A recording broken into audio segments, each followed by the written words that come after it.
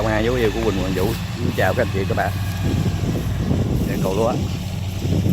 Đây là cái Kubota DC60 cắt lúa ngã. Chạy cũng còn ngon lắm.